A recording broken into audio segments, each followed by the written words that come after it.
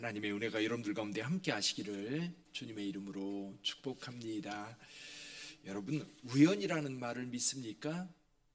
우리의 만남은 우연이 아니요 우리의 바램이라고 노사연 씨는 노래를 했는데요. 오늘 본문의 말씀에 보면 우연이라고 하는 것에 대해서 굉장히 깊이 있게 말씀을 하고 있습니다. 자, 베냐민 지파의 기스라고 하는 유력한 사람이 있다. 그에게 아들이 하나 있었는데요. 그 아들은 사울이라고 하는 사람이었습니다. 근데 사울이 오늘 본문의 말씀에 보니까 준수한 소년이라, 무슨 얘기입니까? 잘생겼다는 거지요. 잘생긴 건 죄가 아닙니다. 잘생긴 거예요. 그런데다가 이 사람이 키가 얼마나 크냐면 보통 백성들이 쭉 서 있으면 이 어깨 위가 더 나와 있는 거예요. 그러니까 사람들이 쭉 서 있으면 머리가 위로 이렇게 나와 있을 정도로 굉장히 키가 큰 사람. 나중에 이 17장에 가면 골리앗이 등장하는데요. 사실 이스라엘 백성들 가운데 골리앗과 맞짱 뜰 수 있는 사람은 누구예요? 사실은 사울밖에 없었어요. 그만큼 사울은 준수하고 잘생겼고 키도 큰 그런 청년이었습니다. 근데 그 집에 어떤 일이 벌어졌느냐면 암나귀를 잃어버린 거예요. 여러분, 나귀는 집의 큰 재산입니다. 근데 그걸 잃어버렸으니 찾아야지요. 그래서 아버지 기스는 아들을 보냅니다. 그래서 아들에게 사원 하나를 딸려서 그 암나귀를 찾아와라, 그렇게 말했는데 사흘 동안 찾았지만 찾지 못했어요. 그러니까 온 사방을 다 뒤진 거예요. 그럼에도 불구하고 이 나귀가 보이지 않는 겁니다. 그러다가 이제 사울이 생각하기에 나귀랑 고사하고 우리 아버지가 우리 때문에 걱정할 것 같다. 야, 돌아가자. 그랬더니 사환이 이렇게 얘기를 합니다. 이 성읍에 선견자가 있는데 선견자에게 가서 물어봅시다. 그래서 찾아간 게 누구를 찾아갔어요? 사무엘을 찾아갔던 겁니다.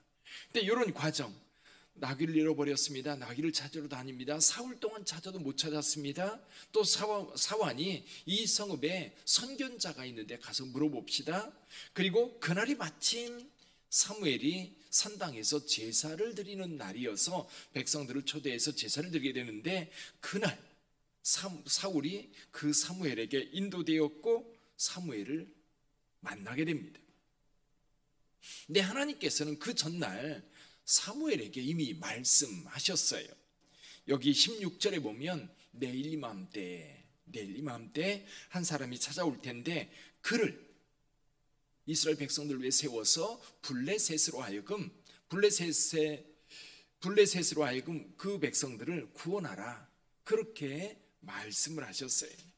그리고 이제 사무엘은 이미 사울에게 줄 고기까지 미리 준비해 놓고 기다리고 있었던 거지. 사랑하는 성도 여러분, 저와 여러분들이 여기 있는 것도 우연이 아닌 줄 믿습니다. 하나님의 인도하심이에요. 또 이 시대에 우리가 교회를 건축하는 것 어려운 때 왜 그런 일을 하느냐라고 누군가는 물어요. 그런데 여러분, 이것은 어떻게 하다 보니까 그런 게 아니에요. 하나님의 인도하심인 줄 믿습니다. 여러분의 삶 속에서도요, 하나님이 어떻게 인도하시는지 봐야 돼요. 하나님을 믿지 않는 자들은 우연이라는 말을 많이 씁니다. 특히 진화론 자들은 우연히 이 불꽃이 식어가면서 거기 무기 물질이 생겼는데 돌 이런 것들입니다.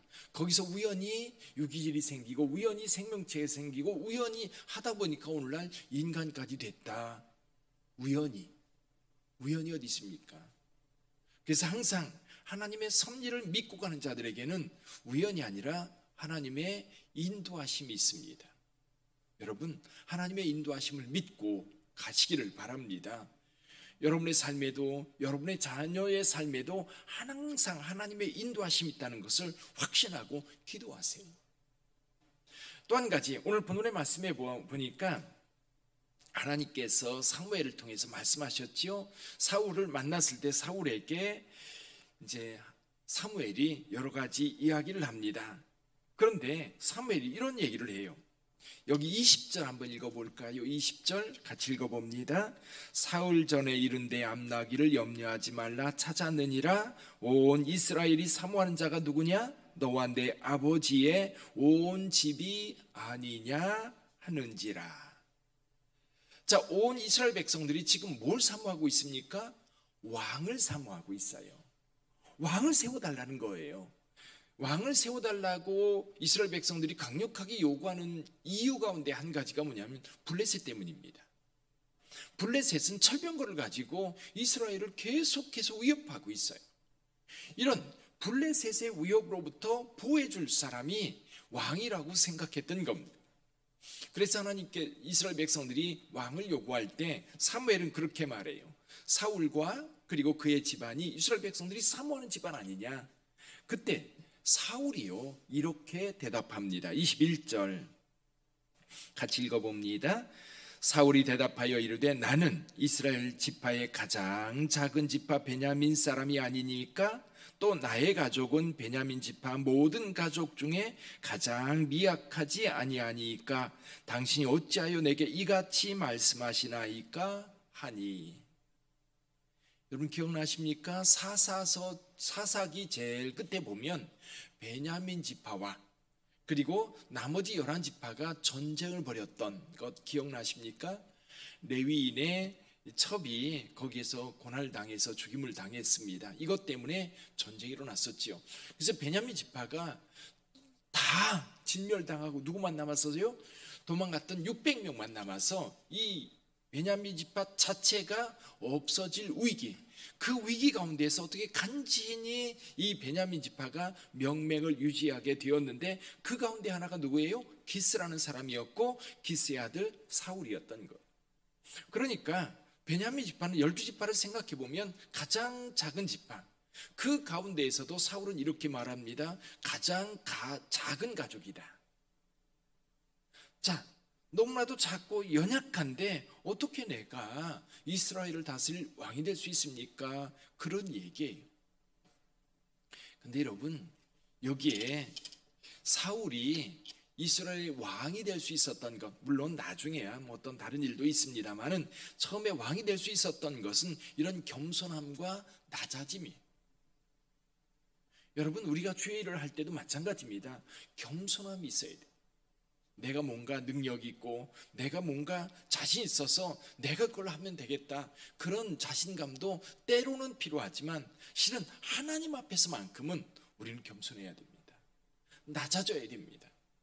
그래서 여러분 예수님께서 우리에게 하신 말씀이 있지요. 가난한 자가 복이 있다는 거예요. 가난한 자, 가난하다는 게 뭐예요? 사실 가난하다는 것 우리가 소유한 게 없다는 겁니다. 소유한 것 물질만인가요? 아니에요. 건강의 문제도 또 능력의 문제도 지식의 문제도 영적인 문제도 사실 우리가 하나님 앞에 자랑할 게 없어요.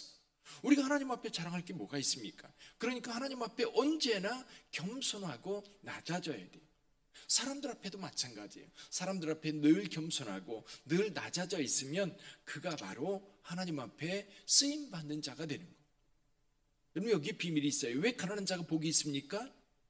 특히 하나님 앞에 가난한 자, 그리고 사람들 앞에도 마찬가지예요. 사람들 앞에도 내가 겸손하고 낮아지고 그러면 도움을 구합니다. 도움을 구하고 함께 달고 요청하게 되고 또 사람들에게 지혜와 능력을 구하게 돼요. 근데 내가 뭔가 가지고 있다고 생각하면 도움을 구하는 게 아니라 남을 지배하려고 하고 누르려고 하는 거예요. 푸틴이 전형적인 예잖아요. 자기가 힘이 있다고 생각하고 뭔가 할 만하다고 그러는 게 지배하려고 그러고 전쟁 일으키고 사람들을 괴롭히는 거예요. 근데 겸손하고 낮아져서 가난하게 사는 사람들은 늘 도움을 구해요. 특히 하나님 앞에 우리가 겸손하고 낮아지면 복이 있는 줄 믿습니다. 누가 기도해요? 기도하는 사람이 누구예요? 기도하는 사람이요, 가난한 자입니다. 낮아진 자예요. 능력이 없다고 생각하는 자예요. 내가 자녀들 일일이 다니면서 자녀들에게 말한다고 해서 자녀들을 내가 지키는 게 아니에요. 그럼 어떻게 해요? 내가 할 수 없으니까 어떻게 해요? 하나님께 구하는 거예요. 오늘 하루를 살아가면서 내가 할 일들이 많이 있는데 그 일들, 물론 내가 감당해 갈 수 있는 일도 있겠지만 그렇지 못하니까 하나님 앞에 구하는 거예요. 하나님, 오늘 그 일이 있는데 하나님께서 지혜도 주시고 나를 인도해 주옵소서. 우리의 삶은 우연이 아니라 하나님의 인도하심이 있고요. 또 누가 하나님의 인도하심을 받을 수 있어요? 겸손하고 낮아진 자가 하나님의 인도하심을 받을 수 있어요. 이게 겸손하고 낮아진 자가 기도하는 거예요. 여러분, 깨어 기도할 수 있기를 바랍니다. 오늘날 기도할 일이 얼마나 많아요. 우리 교회적으로는 교회 건축을 시작했습니다. 여러분, 기도해야 돼요. 깨어 기도하십시오. 온라인으로 참여하는 성도 여러분, 여러분들께서도 쉬지 말고 기도하셔야 됩니다. 교회 가까이 계신 분들 교회 오셔서 함께 마음을 앞에서 기도해야 합니다. 또 우리 자녀들, 요즘 시대가 어떤 시대예요? 정말 우리 자녀 손자들 하나님 앞에 기도해야 돼요. 하나님의 성령의 인도하심을 받도록 기도해야 됩니다. 정말 악한 시대, 하나님을 멸시하고 무시하는 그런 시대에 살아가고 있는데, 이런 때에 성도들이 깨어 기도하지 않으면 여러분, 이 세상이 어떻게 돌아갈지 알 수 없는 때에 저와 여러분들이 살고 있는 겁니다. 건강도 마찬가지고요. 또 코로나 바이러스라고 하는 것, 오늘 아침에도 보니까 변이가 여러 가지 생겼다고 그 상황을 주시해야 된다는 이야기가 있어요. 우리가 깨어 기도하지 않으면 하나님의 도움을 받기가 어려워요. 물론 하나님께서는 자기의 택한 백성들을 늘 도우시고 함께 하시지만 하나님 앞에 간절히 기도하는 자들과 함께 하시고 강하게 역사하시는 줄 믿습니다. 사울과 함께 하셨던 하나님, 사무엘과 함께 하셨던 그 하나님이 오늘 우리 빛된 교회 성도들과 함께하며 우리 빛된 교회와 함께하고 또 이 나라의 민족, 새롭게 어제 대통령이 세워졌는데 새로운 대통령과 함께 이 나라의 미래도 하나님께서 아름답게 열어갈 줄 믿습니다. 기도하겠습니다.